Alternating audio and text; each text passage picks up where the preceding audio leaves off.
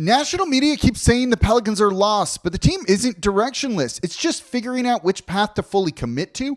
I'll explain in today's episode of Locked On Pelicans. Let's go.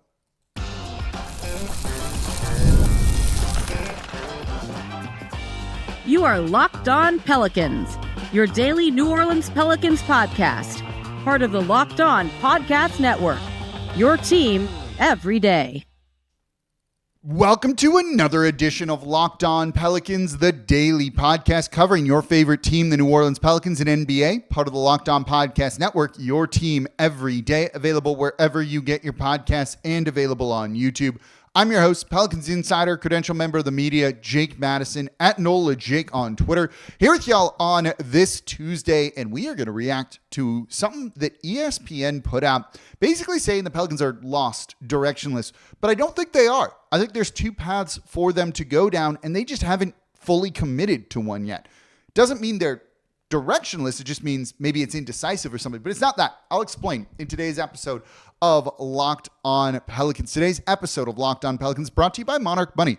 Take control over your finances with Monarch Money. Use code LOCKEDONNBA at monarchmoney.com for 50% off your first year. And of course, thank you for making Locked On Pelicans your first listen today and every day. We are here Monday through Friday, the number one Pelicans podcast covering everything you want to know about this Pelicans team. So please subscribe wherever you get your podcasts and join over 11,000 Pelicans fans on YouTube as well and become an everydayer. That means you listen Monday through Friday to the Locked On Pelicans podcast. And if you're an everydayer, let me know in the comments down below. And don't forget, you can watch Locked On Pelicans on the Gulf Coast Sports and Entertainment Network every single weekday at 10:30 a.m. Same place you watch your Pelicans play. So the theme of today's show is about the Pelicans kind of figuring out what direction they want to go down. And then the Giannis situation kind of could upend all of that in a very positive way for New Orleans. So over at ESPN, they put out an article that was NBA All-In Tiers, what all 30 teams are chasing in 2025-2026. And they kind of grouped every NBA team into a couple of buckets. The first bucket is all in on winning a championship before the window closes. That had the Nuggets, Bucks, and Timberwolves in there.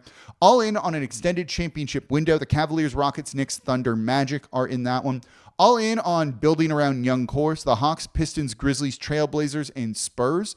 All in on two timelines, the Warriors, Clippers, Lakers, Heat, Mavs, and 76ers. And then all in on a gap year, the Boston Celtics and Indiana Pacers. All in on draft positioning, tanking, Nets, Hornets, Jazz, Wizards. All in on nothing, with a question mark, the Bulls, Pelicans, Sacramento Kings, and Toronto Raptors. And here's what ESPN had to say about New Orleans. Since last summer, the Pelicans have traded for DeJounte Murray, who subsequently tore his Achilles, moved on from Brandon Ingram for future draft capital, traded the number 23 pick in this year's draft plus an unprotected pick next year to move up to number 13 to draft Derek Queen in June. The end result is a team that could be in the play-in tournament if everything breaks right. And if it doesn't, the Hawks could easily be in line for a top 5 pick in what's expected to be a loaded 2026 draft. End quote. That final paragraph is the key. The end result is a team that could be in the play-in tournament if everything breaks right, and if it doesn't, they're giving up a top 5 pick in what's expected to be a loaded draft. Yeah, that's exactly what the Pelicans did. I don't find that directionless necessarily. Gunning for the play-in tournament, while maybe it does keep you in NBA purgatory in a sense, you know, where you're not competing for a title, but you're not good enough, you're not bad enough to bottom out, you know, isn't not having a direction. Right? It's not doing nothing here. You know, if you did that for multiple years in a row, which is kind of what the Bulls are doing, right? So to lump the Pelicans in with the Bulls doesn't make a lot of sense to me. That might be a different story, but the Pelicans are trying to make the playoffs. Simple as that. They're trying to be competitive. That's what this team is trying to do. You might not agree with the decision to do that. An entirely different story and different conversation. You might not think they'll get there. Totally fine. I was just on our Locked On Fantasy Basketball show. Make that your second listen today. Part of Locked On Podcast Network, your team every day. You know, and host Josh Lloyd kind of asked me, you know, what's the feeling inside the building? The feeling inside the building over on Airline Drive with the Pelicans is this team can be competitive.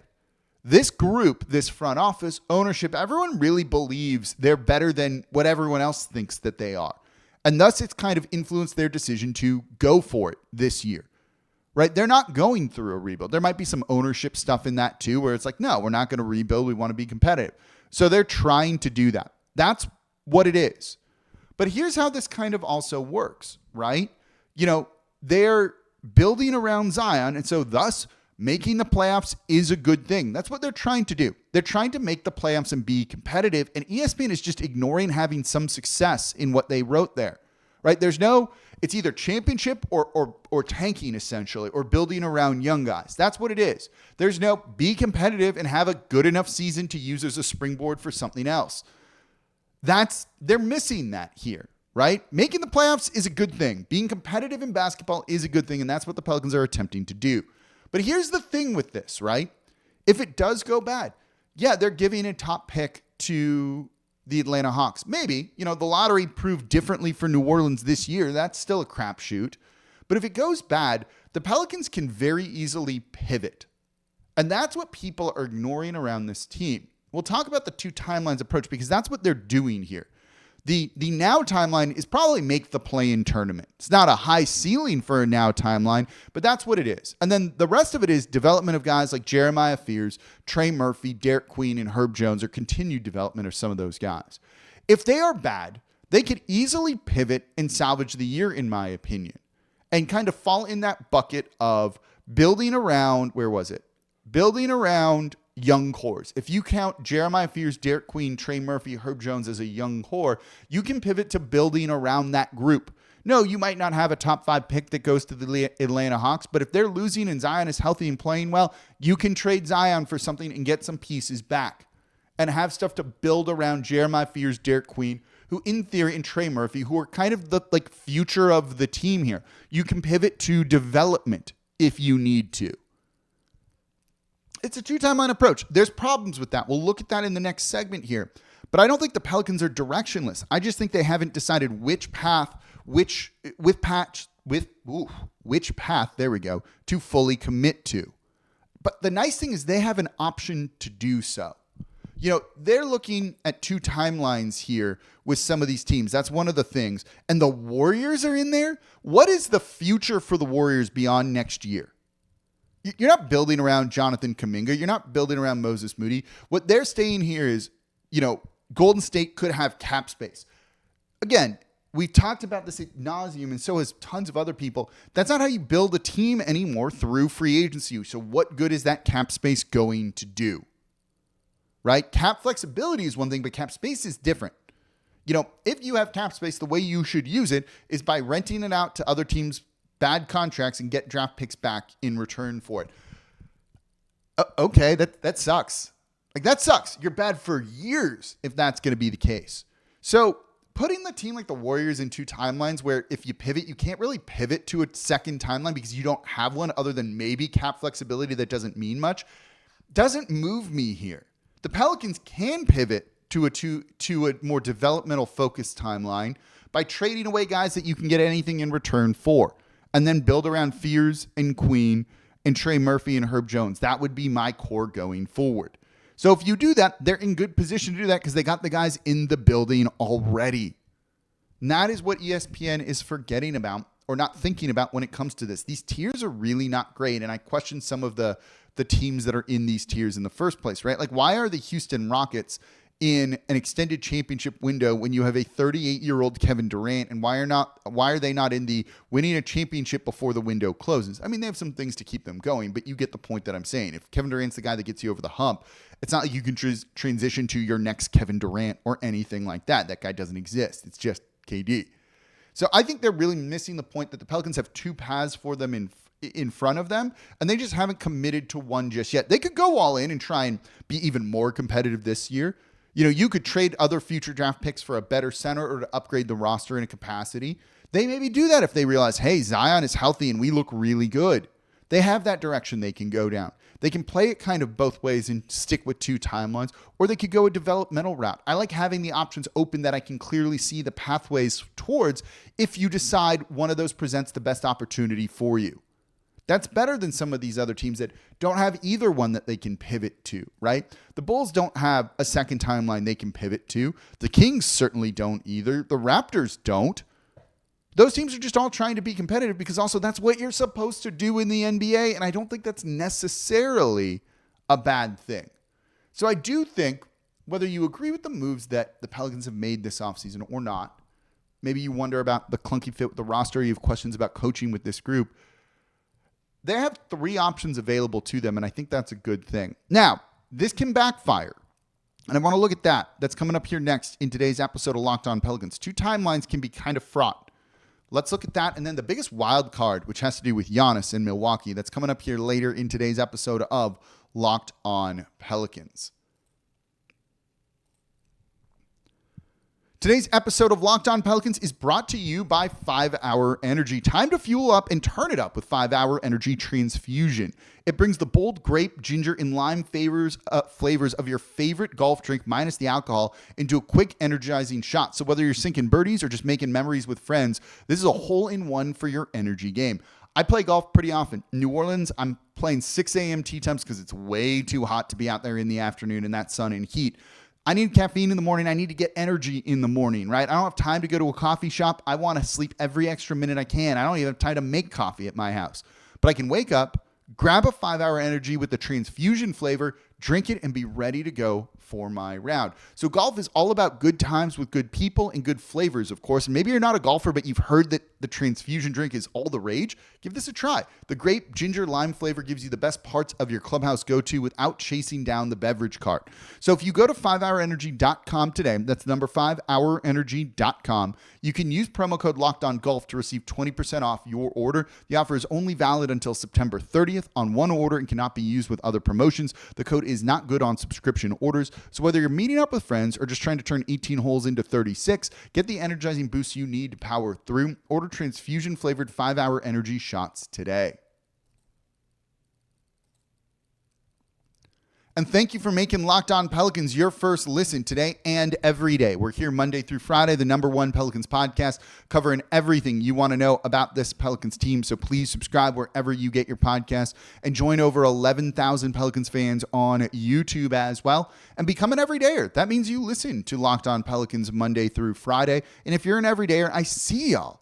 Some of you, I saw people who were saying, like, I watch all the shorts too. I love y'all. This is why I do the show, for you, the fans here. So if you're an everydayer, let me know in the comments down below on YouTube. Don't forget, you can watch Locked On Pelicans on the Gulf Coast Sports and Entertainment Network. I'm stumbling over my words today. Along with Locked On Saints, Locked On LSU, and Locked On SEC on the Gulf Coast Sports and Entertainment Network. It's a 2-hour block from 10 to noon every single weekday. Same place you watch your Pelicans play. So for your second listen, it's Locked On Saints. We got preseason coming up this weekend. I'm excited to see who the QB1 is going to be. Is it going to be Tyler Shuck? That's who I'm rooting for. Hoping for good things here. Locked On Saints with Ross Jackson is going to be in California covering all the practices, everything you need to know about this team. Make him your second listen today. Part of the Locked On Podcast Network, your team every day. So we just went over, the Pelicans kind of have 3 directions they can go towards. You know, they just need to wait for the right opportunity to choose one. You don't need to choose in this exact moment. Maybe injuries derail the season. You pivot to a more developmental approach, trade guys away, get whatever you can back, and continue building around the guys that you think very highly of in Jeremiah Fears, Derek Queen, Trey Murphy, and Herb Jones. And maybe even Misi is in that group too, and Micah Peavy. You can do all of that. Maybe it's, oh man, we're good. Zion's good. Let's go win. And you make a big trade. Like, why would you need to decide this right now? Nothing needs to be decided about this right now. So I like that they're kind of figuring this all out. Or maybe you can kind of bridge the gap, make the playoffs through the play-in tournament this year, get some minutes for Jeremiah Fears and Derek Queen, and you'll feel good about all of that. And, kind of address the 2 timelines thing. But here's the thing. 2 timelines does have problems with it. And that is a concern the Pelicans are going to need to actively figure out and manage. And that's why I'm not a fan of the 2 timelines approach, truthfully. And, you're seeing kind of the Lakers try and figure out 2 timelines, winning around LeBron James right now, but also kind of building with Luka Doncic in mind. The Clippers went all in on a really old team to preserve cap space. We'll see. Philly's hoping Joel Embiid and Paul George hold up until you can get guys like that. They've drafted Tyrese Maxey, Jared McCain, VJ Edgecombe to really help with all of that, right? The Mavericks trying to win around Anthony Davis and an injured Kyrie Irving and building for the future around Cooper Flag. I get all of it. I don't know what the Miami Heat's 2 timelines are. That one doesn't make a ton of sense to me anyway, nor the Warriors here.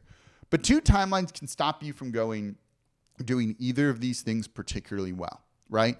2 timelines is kind of about developing guys and building for the future, and then having the flexibility to make other big moves around that core group of guys that you have, right? The Warriors don't have that core group of guys yet, so they're not on 2 timelines. Same for the Miami Heat, in my opinion.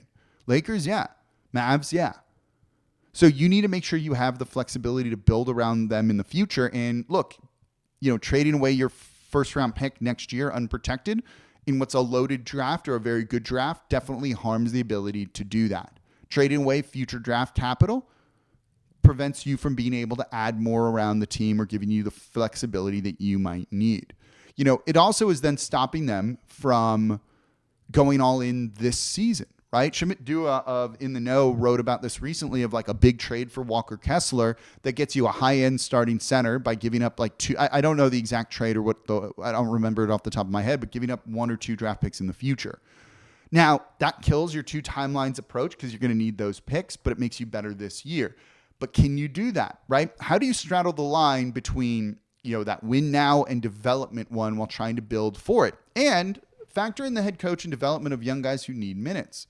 If you're trying to win, I was just on Locked On Fantasy Basketball. Again, this show is going to be dropping. I think it's out now. Go give it a listen. Talking with Josh Lloyd, and he said he thinks Jeremiah Fears is going to be one of the worst rotation players in the league next year. It doesn't mean that Fears will be bad. It's a rookie who's not going to be good defensively, who might struggle to adapt to the NBA, but you need to give him minutes, and thus you're going to lose more then. So it hurts one of your timelines, right? Same thing for Derek Queen when he gets healthy. Straddling the line between the two doesn't really work out and prevents you from doing one or the other to kind of the best of your ability. So while the Pelicans don't need to make a decision on it now, if you have these 3 paths in front of you, compete now, 2 timelines, focus on development, you can't walk that middle one all season long because I think it's going to prevent either of those other 2 from really happening. If you're going to go for it, right? We talked about the Leroy Jenkins moment. A lot of y'all like that. I'm old enough to know what that is. And that's there, right? Or focus on development and build around the young guys and give them plenty of developmental minutes because you need that. There's nothing wrong with that, in my opinion. You just need to kind of pick one eventually and go to it. I'm going to talk more in tomorrow's show about when that point might be. Is it around December? Is it around the trade deadline? I do think there's going to be a clear time where you have an idea and need to start making some decisions about it. That involves the coaching staff and other things too. This is actually a Twitter question sent in that I think is also really good. The other reason I'm saying you don't need to fully commit to one or the other right now is the Giannis situation in Milwaukee is still lingering. And we'll talk about that a little bit more in the next segment here. But that's going to factor into this too, I think. So you're trying to straddle a line now, but I don't think you can do that fully all season long. Now, you can commit to development without trading away guys and, Zion or whatever. But I think at that point, you should just focus on that and realize, okay, we're going to need a year or 2 before we're competitive again. And while they might be focusing on draft positioning in this NBA all-in tiers next season, that can be a good thing if you feel you have the core pieces in place with Jeremiah Fears and Derek Queen. But the Pelicans have options available to them, more so than a lot of the other teams that we've talked about here, and I do at least think that's good. Having options is a good thing, right? Having directions you can go is a good thing. You need to make the right choices and choose the right direction to go down. And maybe there's questions if the Pelicans will do that. Totally fair and valid thing to ask. But all of this is unknown right now, right? And I think that's kind of, the big questions around the team. But to say they're all in on nothing, I think is silly, in my opinion. Especially because, and I need to pull up the NBA future draft picks here, and let me do that. The Pelicans still have a Bucks pick in the future that could really factor into things here. And especially because, we're waiting to see what happens with Giannis. That could impact them this year or next season too.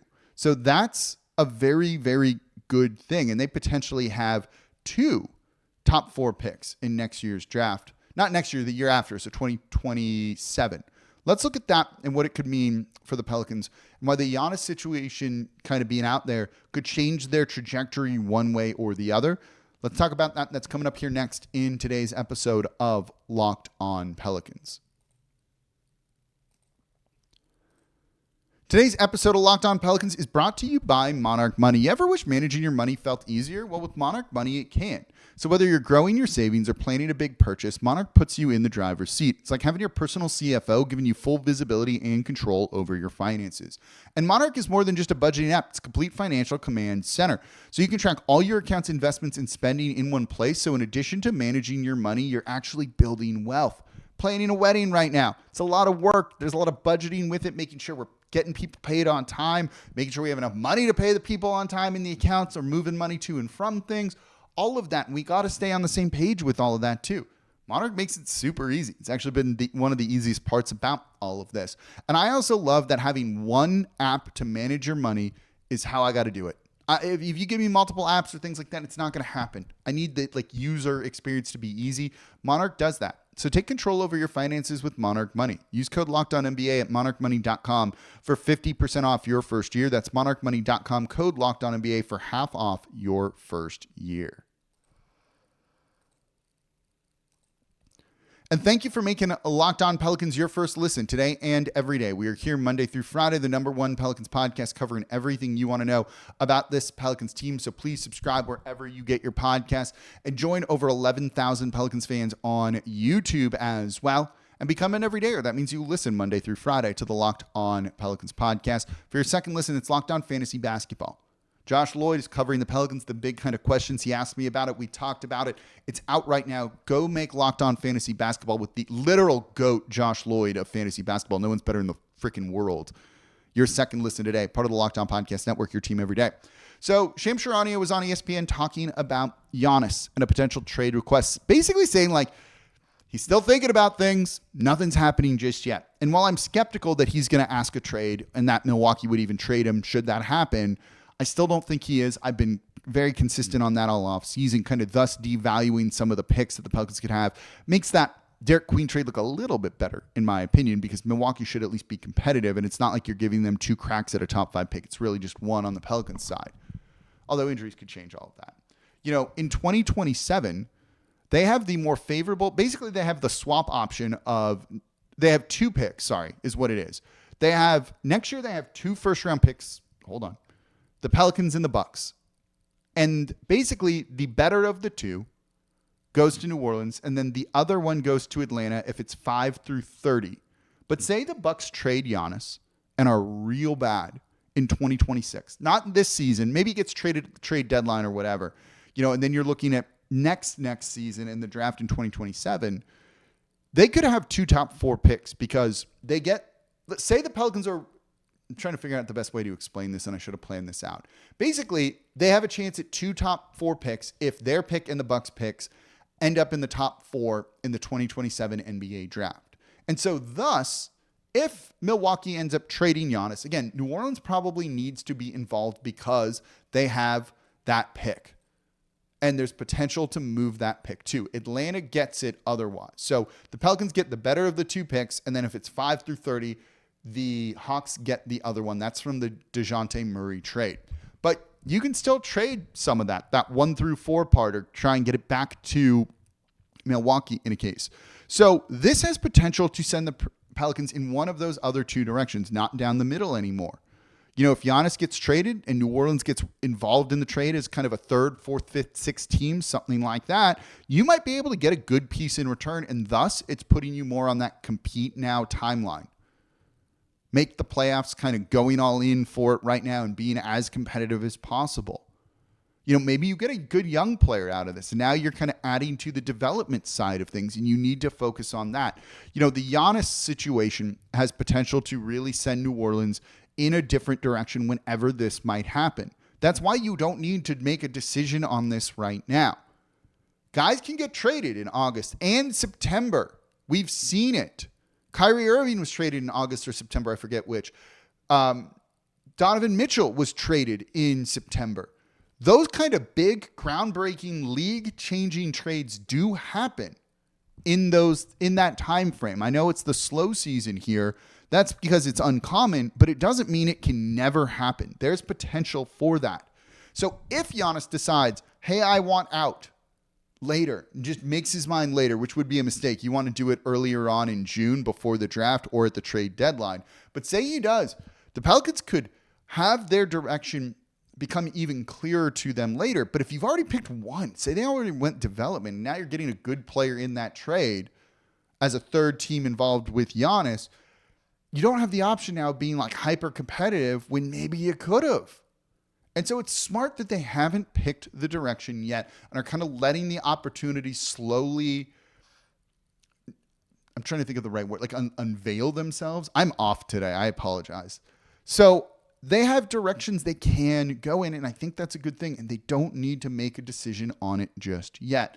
And you know, based on Joe Dumars and how he's operated this offseason, that when that direction does present itself, he's going to be aggressive about it, right? There's no doubt in my mind that when it's like, this is direction we got to go in, he's going to lean in hard. It's that meme of the car turning to like get off the interstate where it's running late and you see like the smoke and everything from him and the car's about to like drift over. It's going to be literally that. When the opportunity presents itself, they are going to go hard in that direction, whether it's being competitive or kind of going through a rebuild and more developmental focus and adding and building around a young core. They won't straddle the line anymore with two timelines, and they're going to pick one. I don't doubt that at all. And you have a GM who is very decisive, or lead basketball decision maker who is very decisive and just kind of goes with it. That's the type of person you do need at the helm of this sort of thing. You can disagree with how they've done it and what they're doing, but when that direction presents itself, I don't doubt that they will lean hard into that and at least go for that. And there's something to be said for all that. Let me know what you think. Do you agree? Do you disagree? Let me know in the comments down below on YouTube. And that's going to do it for this episode of Locked On Pelicans. As always, I'm your host, Jake Madison, at NolaJake on Twitter. We'll be back with y'all tomorrow. Talk about December and February of next year. See y'all next time.